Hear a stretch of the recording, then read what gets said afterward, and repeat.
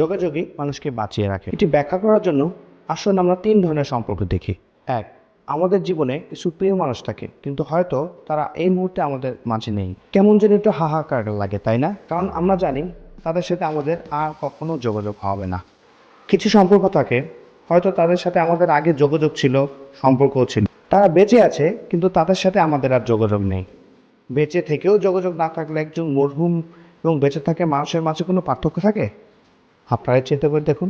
আবার কিছু যোগাযোগ থাকে যাদের সাথে আমাদের কোনো সম্পর্ক নেই, কিন্তু কাজের খাতিরে যোগাযোগ হয়। একটু চিন্তা করে দেখুন, যোগাযোগ হয় বলেই তারা আমাদের জীবনের জীবন্ত। নিয়মিত কথাবার্তায় এবং নিয়মিত যোগাযোগেই আমাদেরকে তাদের কথা মনে করিয়ে দেয়। বেঁচে থেকেও যাদের সাথে আমাদের যোগাযোগ নেই, তারা পৃথিবীতে থেকে আমাদের কাছে কিন্তু অনেকটা মৃতের মতোই। কারণ তাদের সাথে আমাদের কমিউনিকেশন হয় না, তাদের সাথে আমাদের চিন্তা ভাবনার আদান প্রদান হয় না। আবার কারণে অকারণে যাদের সাথে কথা হয়, যোগাযোগ হয়, আমরা তাদের জীবনে এবং তারা আমাদের জীবনে বেঁচে থাকে। তাই বলছি, যোগাযোগই মানুষকে বাঁচিয়ে রাখে।